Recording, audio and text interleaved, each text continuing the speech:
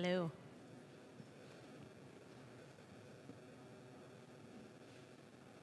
Okay, this is a lot of fun. So I'll just say that I typically don't, dedicate Sundays for anything other than my family. And a close friend of mine from high school, Chaya Siegfried, who has a sister-in-law with the same name, reached out to me, I guess it was now 3 years ago, and asked me to speak. And it was a really horrible, rainy February day. And I woke up, I'm like, uh-oh, got to drag ourselves to New Jersey. And I didn't really do much research on the organization, but I was basically doing a favor to a friend. And I sat there when the introductions were made, and I hadn't met Ariela, and was just amazed by the work that Chaya had done, and then subsequently got adopted by Ariela. And if those lucky enough to spend Shabbos in her home understand what that means, and she's become a great friend. So you're getting the joy of conversations we've had, and there's one in particular that comes to mind, sitting with Chaya in Ariela's beautiful greenhouse with her orchid plants, talking about life. And what we really tried to recreate with this conference was something that was the first time I had experienced it when I had a chance to speak at that conference in New Jersey, is women in business generally don't have a support network, and from women don't have one at all. And we've tried to create an opportunity for people to connect and learn from others, and also have women in their industries or beyond who they can relate to. So welcome here today, and thank you to Ariela, who really, with the original founding team and Chaya, have provided all kinds of support, including financial support, to bring us to this moment. So take it away. Tell us about yourself, Ariela. Toby, it's a treat to sit here with you. And as many women before coming to the conference asked questions, they said, is this conference for me? Whether they were starting in business or further advanced in their business, they thought maybe it wasn't for them. And the reason I think we can comfortably say is the reason we feel like this business is for everybody, because you and I both came to this conference over the years as speakers, and in the end, we forged friendships, and we've been inspired by so many of you. So this conference is really for absolutely every woman in every stage of her business. Agreed. So Ariela, tell us about how you got started in the industry. Okay, so what I'd like to do is keep it focused on our topic. I'll tell you about some of my business history, but this little chat is supposed to be about how we don't compromise on our business values as Jewish Orthodox women, and our business values. And we just had such an easy chat about this yesterday for about 5 minutes, because we have so much in common. And so we'd like to touch on all three. Our business ethics, our moral ethics as business people, and I'd like to believe, while Judaism is certainly our compass, that who we are, regardless of who we are in our religion, we would be the moral business people that we are.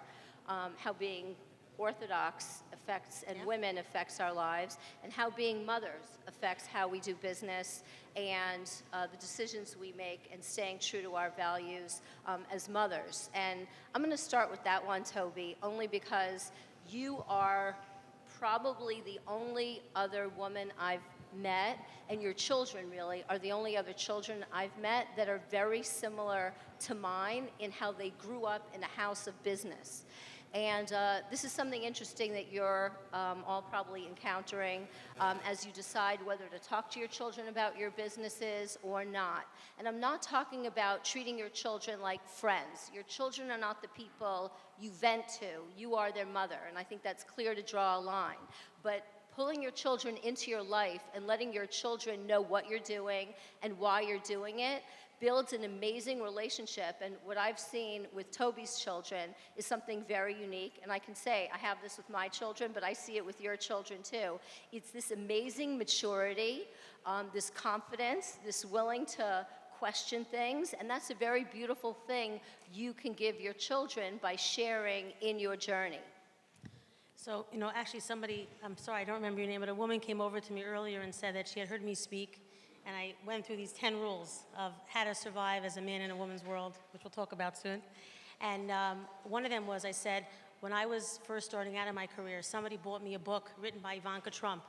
And in it, she described growing up, her parents both worked, And her playground was the Plaza Hotel, like, Eloise at the Plaza, and how she would go to work with them, and that's how she got to know her mother and father. And it really, at the time, my kids were really young, but I had an office, and my son's sitting here in the audience. I had an office in the Coca-Cola building, and at that point, the Disney store was in the ground. And Coke used to test their new products with all their tenants, so it was really exciting. We were the first ones to get those metal bottles and some products that didn't make it out there. And the Coca-Cola building always had this, and the Disney store always had the characters.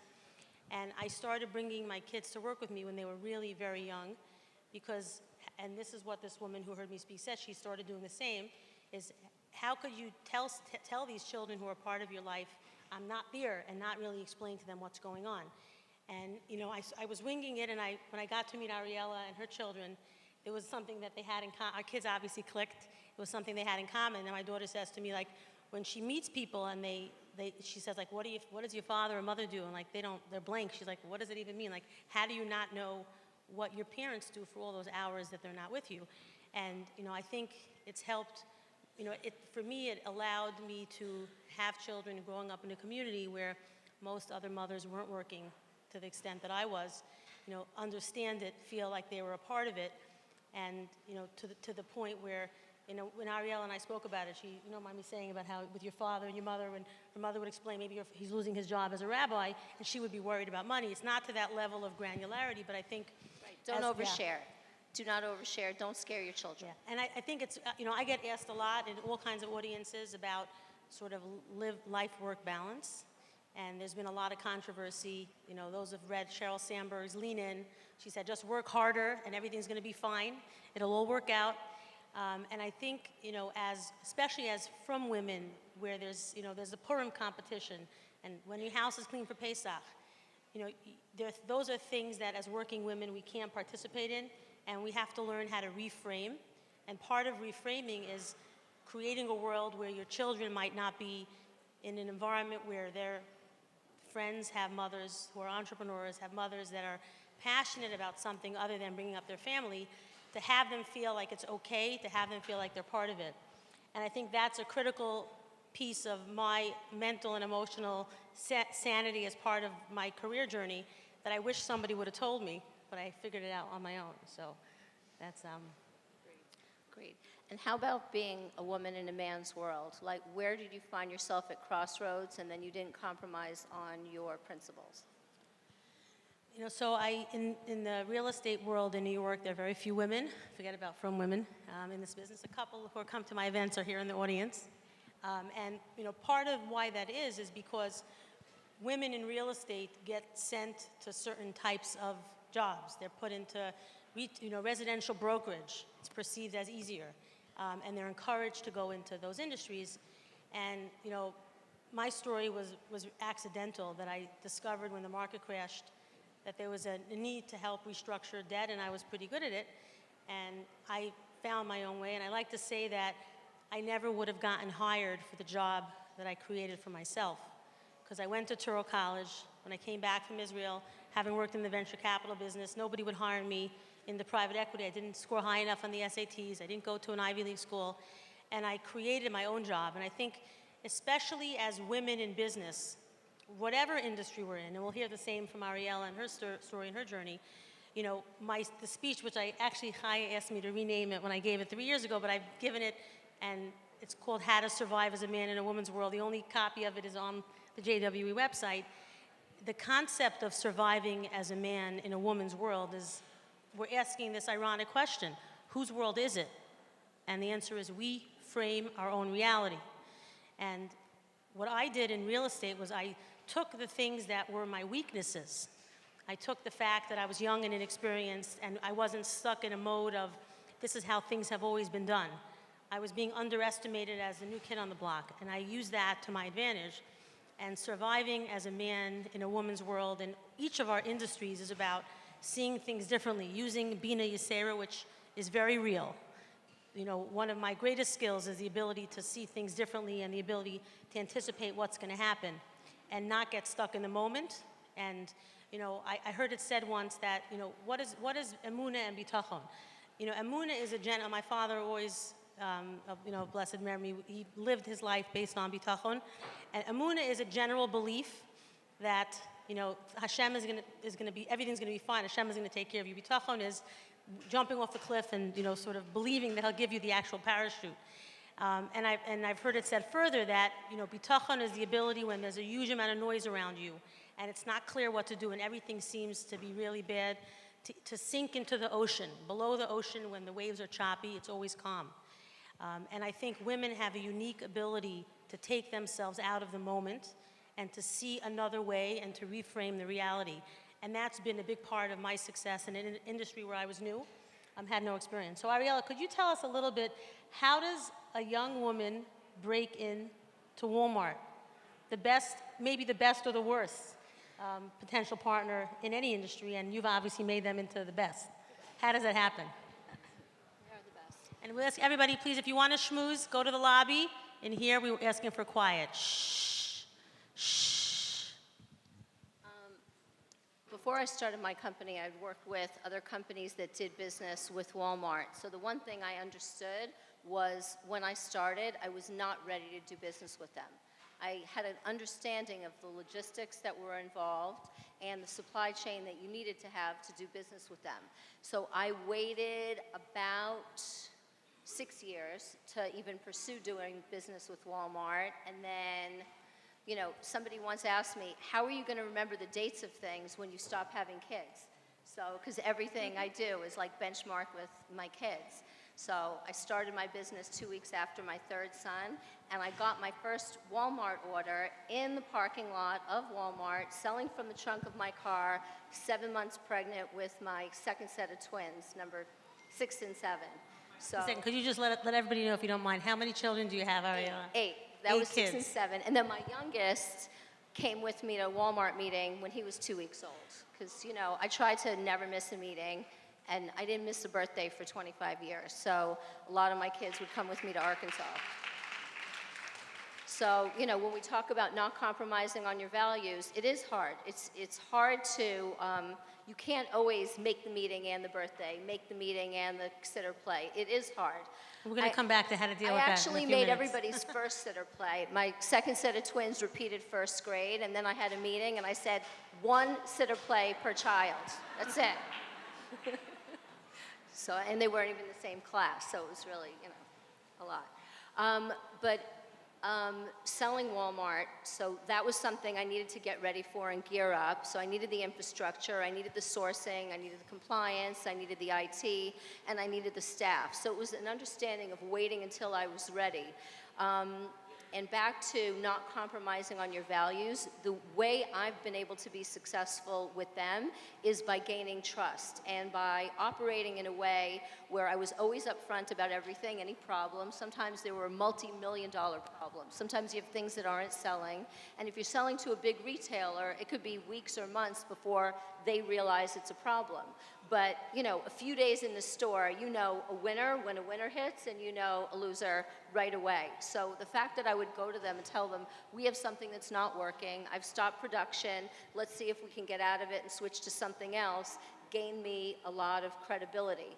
And I mentioned to you yesterday when we were talking about 6 months ago, there was a ship that caught on fire with inventory, with some product that we had on it that was getting ready to set for this spring. And months before we knew whether it was or wasn't going to be a problem, we made Walmart aware of it. And then 2 months later, they came to us and said, you know, somebody else had product in the ship, and they just told us about it now. How did you know about it? I mean, we all knew about it, and it may or may not have been a problem, but being upfront with your customers, even to tell them that there may be a problem, gains you credibility and trust, and that's how you build your reputation. And I'd say that was the single most important component in scaling my business, is just being a trustworthy business partner. So I actually didn't answer your question, so I'll comment on this. So when I got started in real estate, there were a lot of people that were stuck in development deals that were really desperate for money.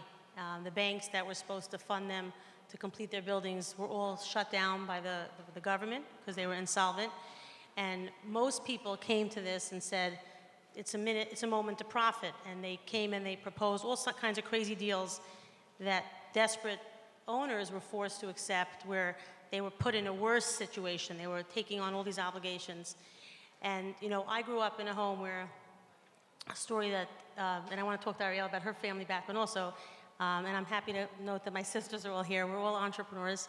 My father was in the Army surplus business, and he always told us a story that really resonated, which was that he used to buy and sell, and sometimes he wouldn't even take possession of what he bought, and once he had a chance to buy Army rations, which are treif. And he called the Slonim Rebbe when he was 16 years old, and he asked him what to do, and he said, I'm not even going to take possession. I'm just going to go from one to another. I'm just basically, it's like a brokerage fee. It's not a big deal. And the Rebbe told him not to do it. And it turned out that the person who did that deal, the rations were stolen. The guy didn't know, and he ended up going to jail. So, we don't always, Hashem doesn't always speak to us in that loud a voice with that clear a message.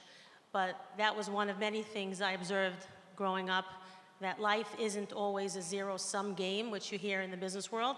And if you have a belief that Hashem decides on what works and how much money you have, you don't take that approach. And I never did a deal like that. Every deal that I did where there was a state of distress and someone was desperate for money, I worked my best to make believe that they were my partner and paid out as much as we could, and in most cases got them all of their money out. And that, in the moment, wasn't the most profitable way to conduct myself, but these people became my investors, partners, told their friends about how it was to do business with me, and led to the launch of a business, which I didn't think I was going to be a developer. I thought I was doing some temporary restructuring work. And then it turned into a business and a full-time role. So I think that, and observing Ariela and her business and seeing people that, all these stories, Vlastik Pickles is one example of companies that went bankrupt dealing with Walmart, that I think when you take an approach of that level of integrity, people treat you differently. Even if the way in which they usually act to business partners or suppliers or vendors is different, you frame the nature of your interaction with them, and it's one based on integrity and honesty. And I think that even in 2019, that hasn't lost its value. So, tell us a little bit about, how did it even occur to you, Ariela? How old were you when you started with the $15,000? How did it even occur to you to go into this business? And did you see this level of potential success starting out? And maybe what in your childhood led you to the moment that you're in right now? So I had worked for an underwear company while I was in college. My father was a rabbi, so I always say I didn't get, the seed money, but I got business ethics, good business ethics from my parents. But also growing up as a rabbi's daughter, my father was a pulpit rabbi, I was comfortable with people. And, that our children get because we have them in social settings. But I got that even being a rabbi's daughter. My father was a rabbi of an Orthodox shul, but it was an older European synagogue. Congregants, it was pretty much a funeral every single week. And the congregation was mostly not from just older European Jews that wanted to be from synagogue. So as much as I was brought up in a very, somewhat sheltered environment, my mother very active in NCSY, and my father being a rabbi, the people in our community weren't necessarily from, and we were supposed to be, the role models and well-behaved. But I was exposed to all kinds of people and brought up that all people, are more the same than they are different. And my father, while very was also very community-minded and would have meetings with local ministers and priests to discuss neighborhood issues. So it was not a family that was, we weren't so sheltered. I would say for such a frum family, they were pretty open-minded and open to the world around us. So I was never afraid about being, in the secular world. And then my first job, like I said, was for an underwear company. And there is a benefit working for small companies is, those of you with children, think about advising them in their first jobs, after school. There are tremendous benefits working for large corporations and learning from big structure. My oldest daughter worked in Intel for a few years, and that's a great experience. Like doing business with Walmart, I had to learn corporate culture, like literally on the job. So there are things you learn by working for big corporations, but if you want to be an entrepreneur or your kids want to be entrepreneurs, having them work for very small companies where you can do a little of everything. The 3 companies I worked for before I started were all under $20 million each and all understaffed. So I was an assistant, and then 6 weeks later I was in sales, and then I wanted to help with design, and then I helped with production. And so any hat that I was willing to wear, they were happy to let me do. So a small company is a great place to learn full supply chain. So that was great. And then when we think about company culture, and back to our topic, being true to your values, it's when you find yourself at crossroads. Like when I was growing my business, and you'll find this when you're hiring people, it's black and white when there are people that are really good and people that are really bad. But when you're trying to build a company culture, and you talk about creating an environment that's about inclusivity and teamwork and leave your ego at home, and it's us, and a kind environment, then you find yourself tested. Like about 10 years ago, maybe 15, I had this wonderful designer, and she came to me, and she was 27, and she said, I really want to be the head of design, and she was very good. She said, do you have a problem promoting a young person? I'm like, no, I started my company when I was 27. I'm happy to promote you. And she soon became vice president of design, and she was very, very good. But she had never managed before, and she was not a great leader. She was very talented, but anybody that would come up with ideas, if they weren't her ideas, she'd kind of push them down, put it down, come up with some reason for why it was a bad idea. Then when something didn't go well, even if we'd pursue that idea, she'd point fingers, lay blame, and she just was not a kind, good person. And I tried to kind of counsel her and mentor her and change that, but that was too much a part of her personality, perhaps her insecurities, and I think now I probably would have been better at confronting her with her issues, and maybe I could have helped her, but maybe not.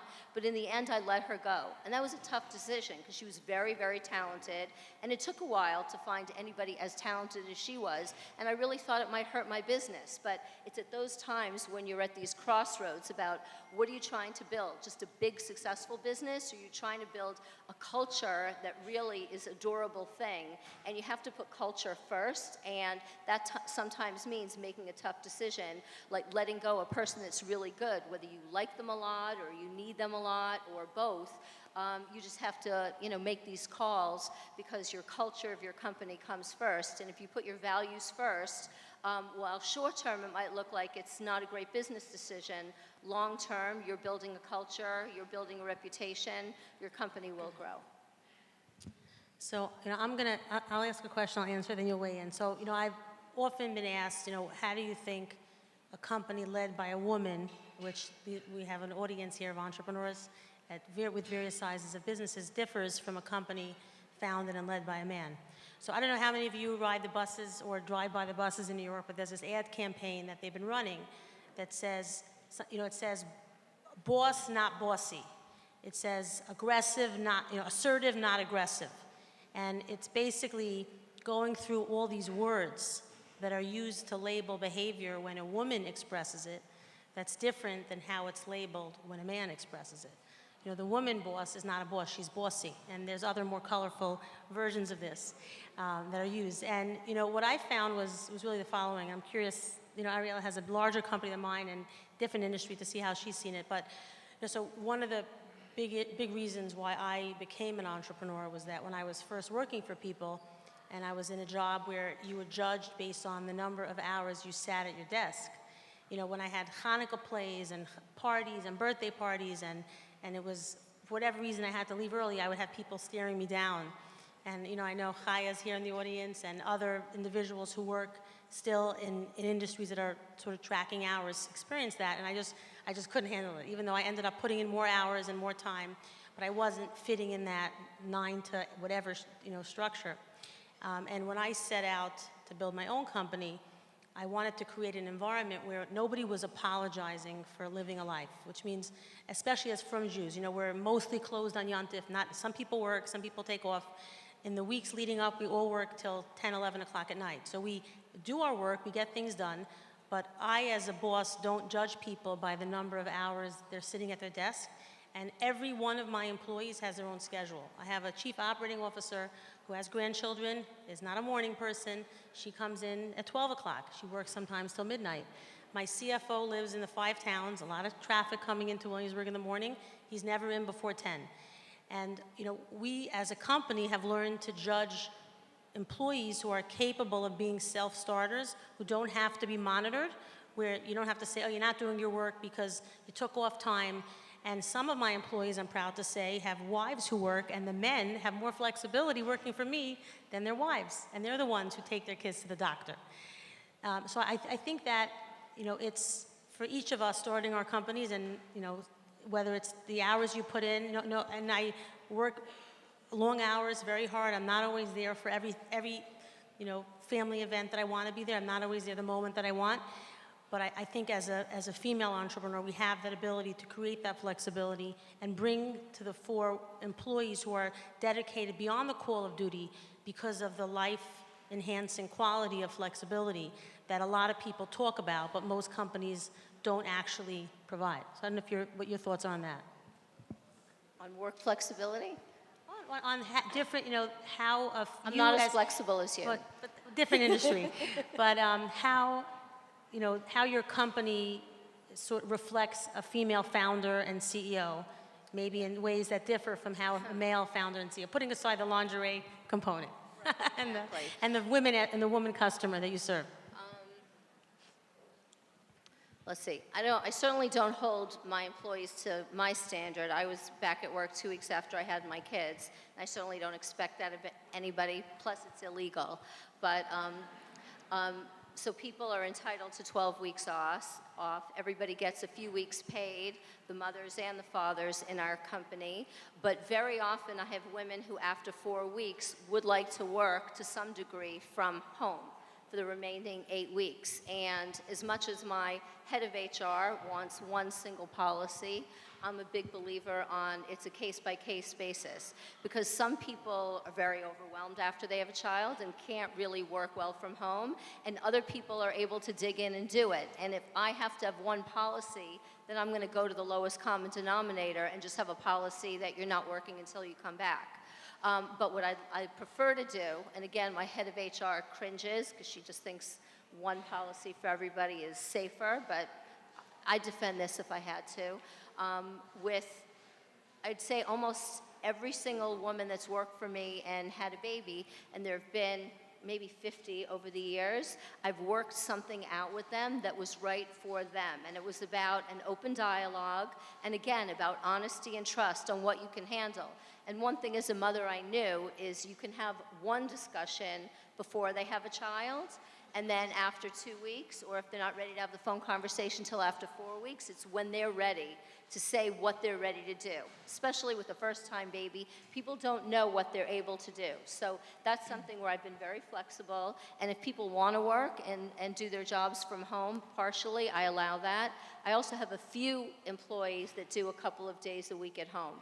I don't generally do that. It's a very specific type of person that has the ability to work from home, shut a door, have help for their children. Like if you're on my books and my payroll and you're working full-time from home, then I expect your children to be taken care of by someone else because you're working full-time for me. If you're working part-time for me or flex hours, then that would be a different thing. So it's being very frank with people who are working for you on your expectations and making it work for their lives, but also you're running a business. Like my charity is my charity, but my business is my business. And you have to be strong about that, definitely always sympathetic and always kind, but you have to work things out with your people so your business continues to function.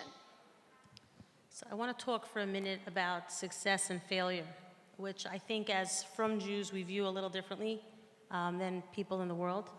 I heard a great speech over Pesach by Rabbi Gabriel Friedman, and he was saying that, we forget sometimes that, when a person is born, Hashem, the Malach says, you're rich, you're poor, you're fat, you're skinny, your genes are, you're smart, you're not smart.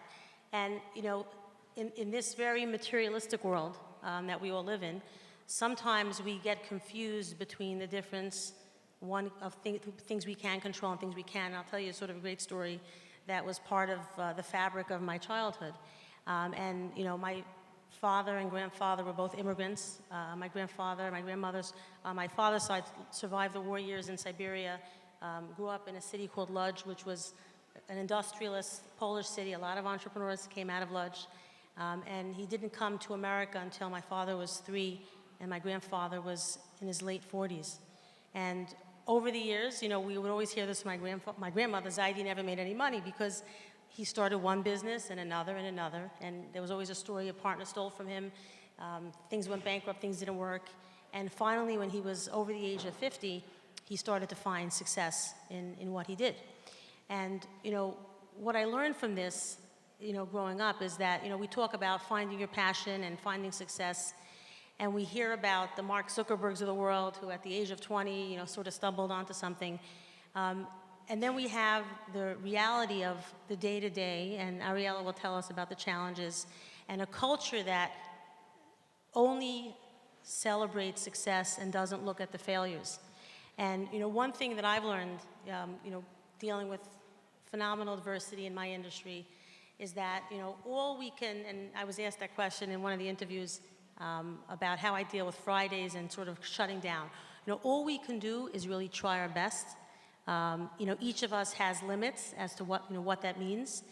And ultimately, you know, we should judge ourselves, and with the quality I think is most critical for a successful entrepreneur. And I know I see it around me with all the women, certainly, and men as well that have been successful, and that's resilience, you know, practical resilience, and then emotional resilience. And emotional resilience is the ability to be in a moment where something you've invested a lot of time and money in, which happens oftentimes as entrepreneurs, doesn't work, and figure out a way around it. So how have you seen, Ariela, resilience, both in your life, in your company, and the employees around you? How has they played a role? And, you know, anything to add on the subject of success and failure to an audience of women at all various stages of business who are going to face setbacks, things are not working, running out of money, trying to figure out when to move ahead, whether to move ahead, and how to achieve that success that they want in their lives and in their business? And most businesses will have their ups and downs. And, you know, when you have your self-talk, so some of us will say, be optimist, be positive. You know, everybody tells me, be positive. So that's the right thing to do. Being positive doesn't mean lying to yourself. Like, yes, we should be optimistic, but being a realist, I think, is also really important. And there's a way to do both. Like, I don't think being a realist and being an optimist are opposites, even when things are not going well. So being optimistic means making the best of a situation. Being a realist means you're confronting what that situation is bringing you. So if you're having a downturn in your business, or you're facing competition, or you have an obstacle in front of you, some people will just bury that pit in their stomach and move on and just say, I'm just going to work harder, I'm just not going to think about it. And I would say that's the wrong answer. I've always found it's very helpful when there's a problem or a challenge, something that's, you know, a knot in your stomach, and this is whether it's in business or it's in your personal life. If there's something that's giving you a knot in your stomach, that you should look it in the eye, think about that thing, and think about the worst that might happen. And the worst that might happen might be something terrible. But thinking that through and thinking about what you would do in that situation then allows you to put it away and then carry on with your business and not letting that paralyze you. So I think confronting the worst takes away that knot in your stomach and gives you the ability to be resilient. Being resilient doesn't mean ignoring. Questions? Yes, let's take some questions.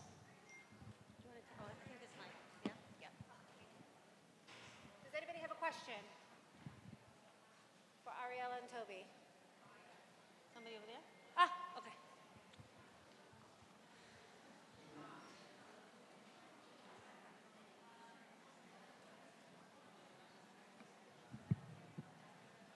I have a question about when you do face some challenges. I mean, do you consult other people other than yourself? Because I have a situation where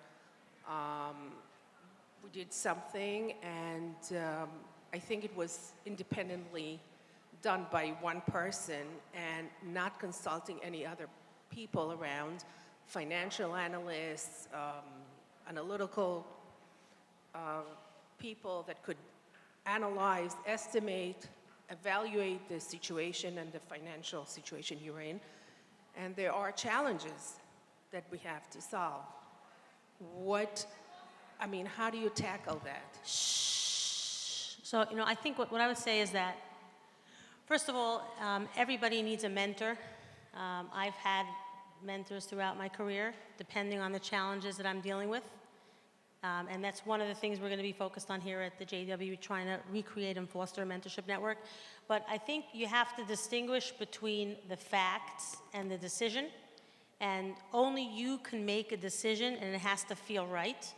But you have to get the best facts you can, whether it's from an accountant, someone who's been in this problem, in this situation before you, or a lawyer. And oftentimes people try to make that decision, and it's clouded by fear or clouded by lack of clarity because they don't put the time in to get the facts. So you need to consult with professionals, make sure that anything you don't know on your own, you have access to that information, but then ultimately you are the boss, the buck stops with you. You need to make a decision that feels right. I would agree. If you're fortunate, you have friends that are in related types of businesses who know you. It is absolutely great to have mentors, but very often if you're at a crossroads in a difficult situation, somebody to jump in for a 5-minute piece of advice on a decision that has serious ramifications, they don't have enough information to give you a full answer. So if you do have friends in the industry, or you do have employees and senior people in your company that you feel comfortable sharing with, you need a trusted network of people who don't just tell you what you want to hear, that'll tell you the truth and give you honest feedback. And hopefully you have those kinds of people in your life for when you feel like you can't see it clearly. But I agree with Toby. Your own compass is really usually your best answer. Usually you know better than anybody else what you need to do. Okay, we have one more question. Hold on, we're going to go on the other side of the room. It's only fair.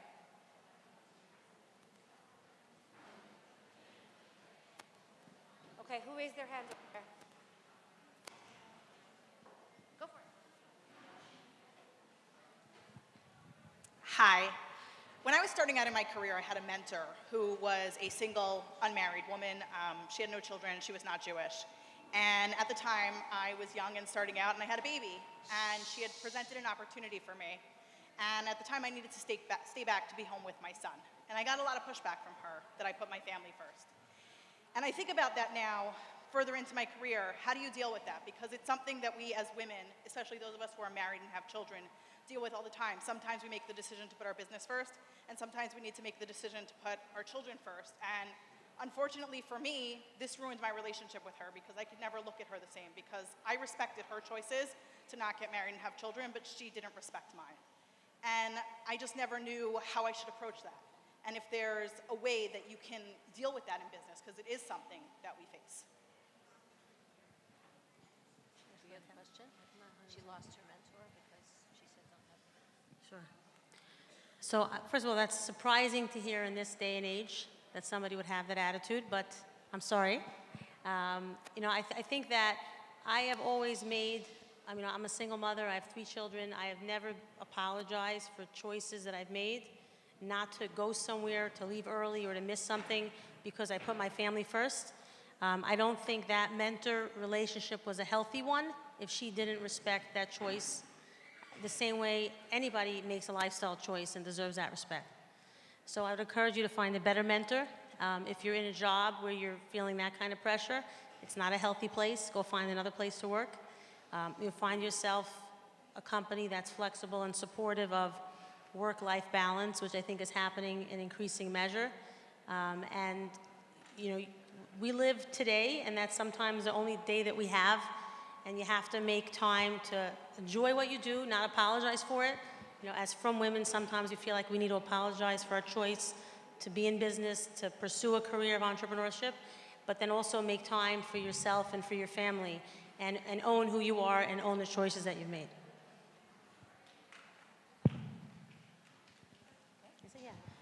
Thank you very much. Enjoy the rest of your day, and we look forward to seeing you all throughout the day.